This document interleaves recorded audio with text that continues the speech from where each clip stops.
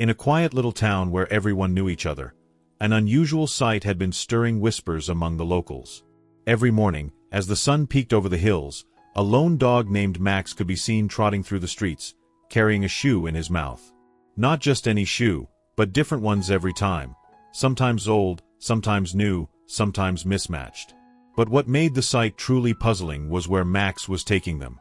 Without fail, the golden retriever would weave through town, past familiar houses and shops, straight to a graveyard at the edge of town. There, at a single grave, he would place the shoe gently on the fresh soil before curling up beside the headstone. His tail wrapped around him as he let out long, sorrowful sighs. At first, people assumed Max was just another stray with an odd habit. But when it became clear that this wasn't a random act, curiosity grew. Shopkeepers started noticing shoes missing from their doorsteps, children reported their sneakers vanishing from porches, and even an old man at the cafe once found himself walking home with only one slipper. It was all traced back to Max, the loyal dog who never seemed to leave his owner's grave for long. What puzzled people most was not just his persistence but the eerie consistency of his actions. Day after day, he would return with another shoe, place it at the grave, and wait. Some passers-by tried to shoo him away, assuming he was hoarding objects out of stray-like mischief, but he never growled or snapped. He only whined, his golden eyes filled with an unspoken sadness that tugged at the heartstrings of those who saw him. Soon, the townspeople began watching him more closely. Why shoes? Why this one grave? What could possibly drive a dog to perform such a ritual over and over? It was clear this wasn't just random behavior. Max had a purpose, a reason buried deep in his canine heart, one that no one could yet understand. Max wasn't just any dog, he was family. To understand why he kept bringing shoes to his owner's grave, one had to go back in time, to when he was just a tiny ball of golden fur, barely able to keep his balance on his oversized paws. He had been the last of his litter, the smallest and the quietest, often overlooked by potential adopters. But when James stepped into the shelter that day, something clicked. While the other puppies barked and jumped, eager to win his attention, Max simply sat in the corner, watching. He wasn't scared, just observant, as if he was waiting for something, or someone. James knelt down, extending a hand. "Hey there, buddy," he said softly. Max hesitated for only a moment before shuffling forward, his tail wagging ever so slightly. That was it. That was all it took. From that moment on, Max and James were inseparable. James had always been a man of routine, and Max quickly became a part of it. Every morning, they would go on a run together, Max bounding ahead before circling back, always making sure James wasn't too far behind. In the afternoons, James would sit on his porch with a book, Max curled up at his feet, his presence as natural as breathing. And then there were the nights, their special time. Every evening, as James got ready for bed, Max would wait by the closet, tail wagging in excitement. Because every single night, without fail, James would play a game with him, the shoe game. It started off as an accident. One night, James had taken off his sneakers and tossed them aside. Max, still a playful pup at heart, had grabbed one and brought it back to him. James chuckled and took it, only for Max to dash off and return with the other one. It became a tradition, a silent understanding between them. Every night, Max would bring James his shoes. It didn't matter if they were sneakers, boots, or even slippers. Max had to complete the pair. And in return, James would always ruffle his fur and say the same thing, "That's my boy." As the years passed, their bond only deepened. Max wasn't just a pet, he was James's shadow, his loyal companion, his confidant. On hard days, when James was tired from work or burdened by life's struggles, Max was there. He never needed to speak, never needed to explain. Max just knew. He would lay his head on James's knee, offering silent comfort in the way only a dog could. And no matter how the day went, no matter how tired James was, their nightly ritual never changed. "Go get him, Max," James would say with a grin, and off Max would go, determined to fetch the shoes like it was the most important task in the world. Because to him, it was. But as time went on, James started slowing down. Max noticed it before anyone else. The once energetic man who could keep up with him on morning runs started to lag behind, his steps heavier, his breath shorter. Some days, James would stay in bed longer than usual, and Max would nudge him gently, whining softly, as if asking him what was wrong. James would smile weakly and scratch his ears, but there was a sadness in his eyes that even Max could sense. Then came the day James didn't get up at all. Max didn't understand. He lay by his side, waiting, nudging him gently, hoping for a response. But there was none. And then, strangers came. They took James away, and no matter how much Max barked, no matter how hard he tried to follow, he wasn't allowed to go with him. The funeral was held a few days later, and Max was there, sitting beside James's family, his tail still, his eyes filled with confusion and sorrow. He didn't know what death was. He didn't understand why James wasn't coming home. All he knew was that something was missing, something was wrong, and no one could explain it to him. He sniffed at the coffin, whined softly, and lay down beside it, just like he always did when James was reading on the porch. But this time, James didn't reach down to pet him. And then, as the dirt was placed over the grave, Max did something that made everyone's heart clench. He disappeared for a moment, running back toward the house. Some thought he was running away, but then, minutes later, he returned, his mouth holding James's worn-out sneakers. He placed them gently by the grave, sat beside them, and waited. Because in his mind, if he brought James his shoes, he would come back. He had to. That was how it worked, wasn't it? Max had always brought him shoes, and James had always taken them. And then he would scratch his ears and say, "That's my boy." But James didn't come back. The night fell, and Max stayed there, curled up beside the shoes, waiting. Waiting for a command that would never come. Waiting for a voice that had gone silent forever. The days after James's funeral blurred into a quiet, aching emptiness. The world continued as it always had. Cars rolled down the street, neighbors exchanged greetings, children played in the yards. But for Max, nothing was the same. The absence of James was a weight that pressed down on him, heavy and unrelenting, something he couldn't understand but felt with every fiber of his being.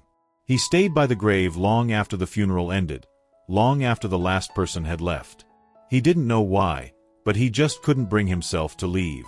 At first, James's family tried to take him home. His sister knelt beside him, running a gentle hand over his golden fur. "Come on, Max," she murmured, her voice thick with grief. "Let's go home." But home wasn't home without James. Max didn't move. He lowered his head onto his paws, staring at the grave as if willing it to open, as if waiting for his owner to return, for the familiar voice that would never call him again. Days passed, and Max finally returned to the house, but it was nothing like before. James's scent still lingered, but it was fading. His shoes were still in the closet, his chair still pulled out slightly from the table where he used to sit. But James wasn't there. Max searched every room, his nails clicking against the wooden floor as he sniffed at the bed, the couch, the front door, waiting, hoping.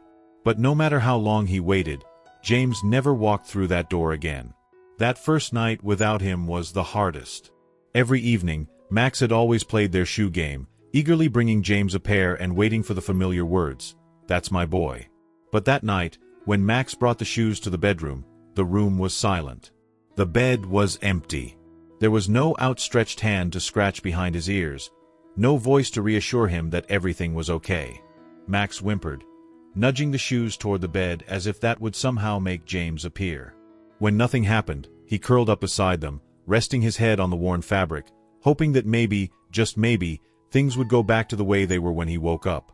But morning came, and nothing had changed. As the days turned into weeks, Max grew despondent. He refused to eat, barely touching the food James's sister set out for him. The joy in his eyes dimmed, replaced by an emptiness that was difficult to watch.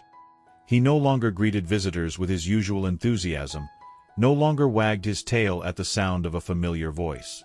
He spent hours lying by the front door, his ears perking up at the sound of footsteps outside, only to lower again when he realized it wasn't James. Every night, he still brought a pair of shoes to the empty bedroom, setting them down as if performing a sacred ritual. And every night, he curled up beside them, waiting for a reunion that would never come. James's family grew worried. "He's grieving," his sister said one evening, watching as Max lay motionless by the door. "Dogs grieve too." She had read about it, about how some dogs mourn their owners for weeks, even months. But Max was different. His grief wasn't just sadness, it was devotion in its purest form. Then, one night, something changed. Max disappeared. At first, they assumed he had gone for a walk, maybe to clear his head the way James used to. But when hours passed and he didn't return, worry set in. They searched everywhere, James's favorite walking paths, the park, even the shelter where he had been adopted years ago. But there was no sign of him. Panic rose in their chests. Had he run away? Had something happened to him? Then, as dawn broke, a call came in. A neighbor had seen Max near the cemetery. Heart pounding, James's sister rushed there, hoping, praying that he was okay. And there he was. Max sat by James's grave, just as he had on the day of the funeral. But this time, there was something different. At his feet lay a pair of James's shoes, the same worn-out sneakers he had retrieved on the day James was buried. He had carried them all the way from the house, dragging them through the streets, determined to bring them to the only place he still felt connected to his owner. Tears welled in James's sister's eyes as she approached. "Oh, Max," she whispered, kneeling beside him. He looked up at her, his golden eyes filled with something raw and painful, something she couldn't put into words. He had brought the shoes. He had done his part. Now he was waiting for James to do his, waiting for the game to be complete, for the ritual to end the way it always had. But James wasn't coming back. Max's sister wrapped her arms around him, burying her face in his fur as she sobbed. She had lost a brother, but Max had lost his entire world. From that day on, Max continued his ritual. Every few days, he would bring another shoe, sometimes James's, sometimes one he had found elsewhere. He would place them at the grave, sit beside them, and wait. He wasn't just mourning. He was trying to fix what had been broken. In his mind, James wasn't gone. He was just waiting. Waiting for the shoes. Waiting for the game to start again. And so Max waited too. It started as an oddity, something people noticed but didn't think much of. A single shoe, left at the base of James's grave. Then another. And another. At first, the groundskeeper assumed someone had forgotten them, maybe kids playing nearby. But when he bent down and picked one up, he noticed something unusual. These weren't random shoes left behind by visitors. They were carried there, placed there. The worn fabric bore faint traces of teeth marks, the kind left by a careful but determined grip. The realization sent a strange chill down his spine. The town was small, the kind of place where everyone knew each other's business. And when word spread about the shoes appearing at the grave, speculation began. Some thought it was a prank. Others whispered about spirits, about James trying to send a message from beyond. But those who had known him, who had known Max, had a different suspicion. And when someone finally saw it with their own eyes, the truth was more heartbreaking than anything they could have imagined. It was an early morning when an old woman, who lived just down the road from the cemetery, happened to be passing by. She often took her morning walks there, a habit born from years of visiting her late husband's grave. But that day, as she approached the familiar rows of headstones, she saw something that made her stop in her tracks. A golden retriever, moving carefully between the graves, a shoe clutched in its mouth. She recognized him immediately. Everyone knew Max. But what he was doing made her chest tighten. She watched as Max padded toward James's grave, his movements deliberate, almost ceremonial. He reached the headstone and, as if handling something sacred, placed the shoe down gently on the grass. Then he sat beside it, his tail curling around his body, his head lowered. The woman covered her mouth, emotions swelling in her throat. She had heard the stories. She had seen the shoes. But witnessing it firsthand was something else entirely. She turned away before Max could notice her, blinking back tears as she hurried home. The news spread quickly, confirming what many had suspected. Max was bringing shoes to James's grave. No one knew exactly where he got them. Some, they realized, came from James's house, shoes that had once belonged to him, ones that Max must have carefully retrieved. But others, those were a mystery. Over time, people started paying closer attention. Shoes went missing from porches, from doorsteps, from shops where they had been left outside. But no one was angry. No one scolded Max or tried to stop him, because they understood. The ritual became part of the town's daily life. Shopkeepers would occasionally find a single shoe missing from their displays, only to hear later that it had appeared at the cemetery. A young girl once left her sneakers outside her house overnight, and the next morning, one was gone, delivered, with quiet devotion, to James's resting place. Even those who didn't believe in miracles couldn't deny what they saw. One afternoon, a man decided to follow Max, curiosity outweighing his hesitation. He had seen Max wandering near his porch the day before, sniffing around a pair of old boots he had left outside. And now, he wanted to know where Max would go. He trailed behind the dog, keeping a careful distance, watching as Max moved with purpose. At first, Max roamed through the streets, nose to the ground, searching. Then he found what he was looking for, a single shoe, half hidden beneath a bench outside a cafe. He sniffed it, then, with the same gentle grip, picked it up and trotted off. The man followed, his heart hammering. It was a long walk to the cemetery, but Max didn't falter. He knew exactly where he was going. When he reached the grave, he placed the shoe down beside the others. 5 of them now, all in various conditions. And then, like always, he lay beside them, waiting. The man wiped his eyes before he could even process what he was doing. He turned and left quietly, not wanting to disturb the moment, not wanting to intrude on something so pure and heartbreaking. From that day on, no one questioned it. Instead, they embraced it. Some people even started leaving shoes out for Max, not because they wanted to encourage theft, but because they understood that this wasn't just a habit, it was love. A woman who had lost her husband left a pair of his shoes near her doorstep, hoping Max would take them, that they would find a place beside James's grave. A young boy who had just outgrown his sneakers placed them by the road, whispering, "Take these to him, Max." The cemetery became more than just a resting place. It became a testament to loyalty, a reminder that love did not end with death. And Max continued his ritual, never wavering, never giving up. Because to him, the game wasn't over. James was still waiting. And as long as Max had breath in his body, he would keep bringing him shoes, keep trying to complete the ritual, keep believing that one day, the familiar voice would return, saying the words he longed to hear. "That's my boy." As weeks turned into months, Max's devotion became the heart of the town's story, an unspoken legend that carried itself through whispers, gestures, and quiet admiration. His presence at the cemetery was no longer an unusual sight. Instead, it became a symbol, a reminder that love and loyalty could transcend even death. The townspeople, once casual observers, found themselves deeply affected by Max's actions. Many had lost loved ones, had felt the sharp sting of grief, and in Max's unwavering dedication, they saw a reflection of their own sorrow, their own longing. His silent vigil at James's grave touched them in ways they could not fully explain. At first, only a few people visited the cemetery to see him. A grieving widow would pause by James's grave on her way to her husband's, leaving behind a small treat for Max. A father who had buried his son years before would stand at a distance, watching, his hands trembling with quiet understanding. But soon, Max's story spread beyond the town. Someone took a photo of him, a golden retriever, lying solemnly beside a growing pile of mismatched shoes, his eyes filled with a sorrow that needed no words. The image made its way to the internet, where it ignited something powerful. News outlets picked up the story. "Loyal dog brings shoes to his owner's grave. The reason will break your heart."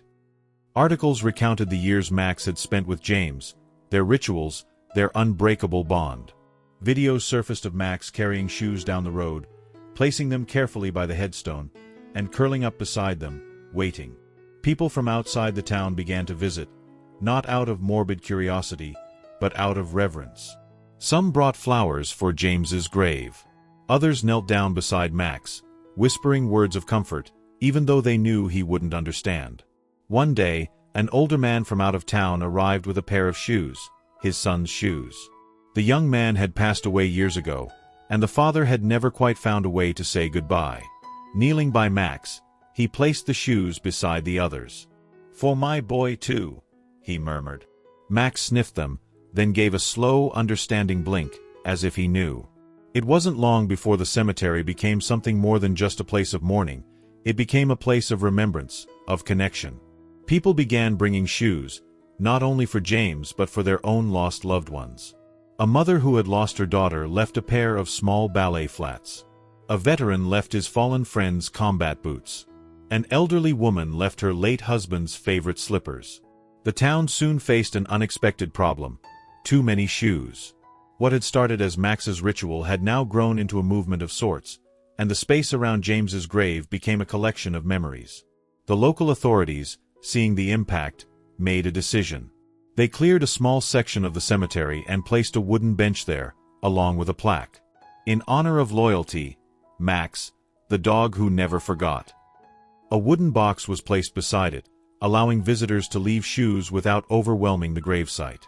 Some still chose to place them directly by James's grave, wanting their memories to rest where love had first inspired them. Max, unaware of how far his story had spread, continued his daily ritual. He would wake each morning, stretch, and begin his journey through town.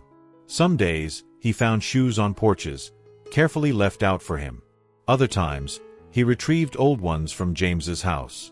And once in a while, he would still find a stray shoe, one abandoned, one forgotten, but to him, still valuable. People often wondered what went through his mind as he carried each shoe. Did he believe James would return if he brought enough? Did he think that if he just found the right pair, the game would continue? Or was it simply his way of holding on to the past, of keeping his owner close in the only way he knew how? No one knew for sure. But what they did know was that Max's love had become something bigger than himself. He had turned grief into something beautiful. And as long as he kept bringing shoes, people would keep remembering. Time was unrelenting, and though Max's love for James never wavered, his body could not defy the years. The golden retriever who once trotted through town with youthful energy began to slow. His once bright fur grew duller, tinged with the gray that came with age. His steps, once eager and sure, became more deliberate, each one requiring a little more effort than before. At first, the changes were subtle. The townspeople noticed him pausing more often on his way to the cemetery, taking longer breaks under the shade of trees, his chest rising and falling with deep, weary breaths. Some days, he would limp slightly, favoring one paw over the other. But no matter how tired he was, no matter how much his aging joints protested, he still made his journey. He still carried the shoes. The town rallied around him, as they had since the first day they discovered his ritual. Shopkeepers began leaving small bowls of water outside their stores, ensuring Max had a place to stop and drink. Some placed soft blankets on their porches, hoping he would rest for a moment before continuing on. Others simply watched from their windows, silently cheering him on as he made his slow, determined trek to James's grave. James's sister, who had taken Max in after her brother's passing, worried constantly. She watched as his energy waned, as he spent longer stretches of time resting his head on James's old shoes instead of playing with them. She began carrying him home from the cemetery on the worst days, when his legs shook too much for him to make the journey back on his own. But even as his body weakened, his spirit remained unbreakable. One morning, she awoke to find Max missing from his usual spot by the door. Panic surged through her. She knew where he had gone. Rushing to the cemetery, she found him there, lying beside James's grave, a shoe resting gently between his paws. It was one of James's old sneakers, one Max must have carried with the last bit of strength he had left. He was awake but exhausted, his breaths shallow. She knelt beside him, her throat tight with emotion. "Oh, Max," she whispered, running her fingers through his fur. "You don't have to do this anymore." But Max didn't understand words the way humans did. He only understood love, routine, and the quiet ache of missing someone who would never come home. A vet was called, and though there was no immediate emergency, it was clear that Max's time was running short. He was old now, his body worn from years of unwavering devotion. The town, deeply attached to him, did everything they could to make his final days comfortable. People visited him more often, sitting beside him at the cemetery, stroking his fur, whispering stories of James. And Max. He still tried to bring shoes. Even when he was too weak to carry them far, he would nudge them forward, pushing them a little closer to the grave, as if willing them into James's hands. One day, As the sun cast a golden glow over the cemetery, Max curled up beside the latest pair he had brought. He closed his eyes, his body rising and falling with slow, rhythmic breaths. And for a moment, he looked completely at peace, as if he could still hear James's voice in the wind, telling him what a good boy he was. The town held its breath, waiting, watching, because they knew Max's journey was coming to an end. The morning was quieter than usual, the air thick with an unspoken understanding. The townspeople had grown used to seeing Max on his daily journey, but on this day, he did not appear.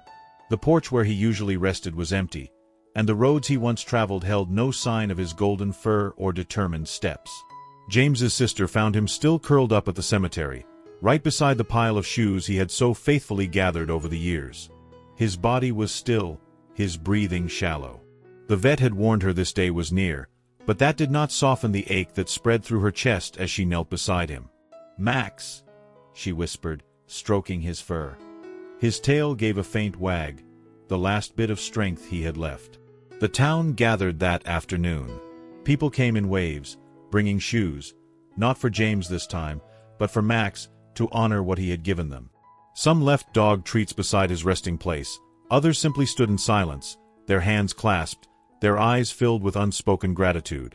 The vet arrived, kneeling beside Max, whispering gentle words as he examined him. They all knew what was coming. Max was too weak to go on. His journey was complete. James's sister held him, whispering the same words her brother had once said. "That's my boy." With a final, peaceful sigh, Max closed his eyes. The town mourned him as they would any beloved friend. They gave him a resting place beside James, right where he had spent so many years keeping watch. And in honor of his devotion, they placed a simple but powerful inscription beside his grave. "Love never forgets." Though Max was gone, his legacy lived on. The cemetery remained a place of remembrance, not just for James but for all who had loved and lost. People still brought shoes, leaving them in tribute, a tradition that outlived the dog who had started it. Years later, visitors would come, reading the story carved into stone, learning about the dog who never stopped loving his owner. And somewhere, in the wind that rustled through the trees, in the quiet shuffle of leaves across the headstones, it almost felt as if Max was still there, waiting, hoping, loving, forever loyal. Because love, true love, never fades.